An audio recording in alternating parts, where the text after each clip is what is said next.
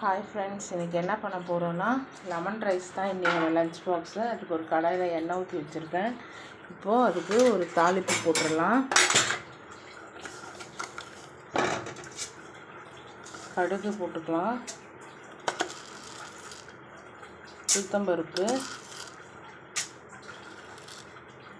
அதுக்கப்புறம் கடலைப்பருப்பு.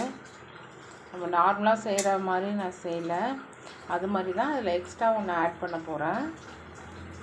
கொஞ்சம் சீரகம், இதெல்லாம் பொரிஞ்சு வரட்டும். இதில் தக்காளி பழம் ஆட் பண்ணியிருக்கேன், மஞ்சள் பொடி, அப்புறம் கொஞ்சம் பெருங்காயத்தூள்.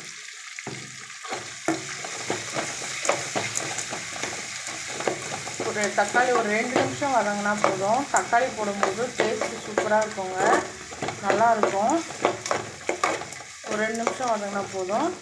இப்போது நம்ம அடுப்பை ஆஃப் பண்ணிவிட்டு நம்ம லெமன் ஜூஸை ஊற்றிக்கலாம். ஒரு 2 பழம் புழிஞ்சு வச்சுருக்கேன், அதை நம்ம இதில் ஊற்றிக்கலாம். அவ்வளோதான், நம்ம லெமன் ரைஸு கிளறின பிறகு பார்ப்போம்.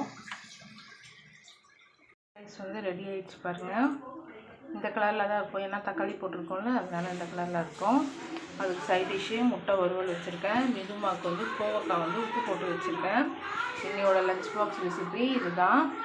நீங்களும் உங்கள் வீட்டில் கண்டிப்பாக ட்ரை பண்ணுங்கள்.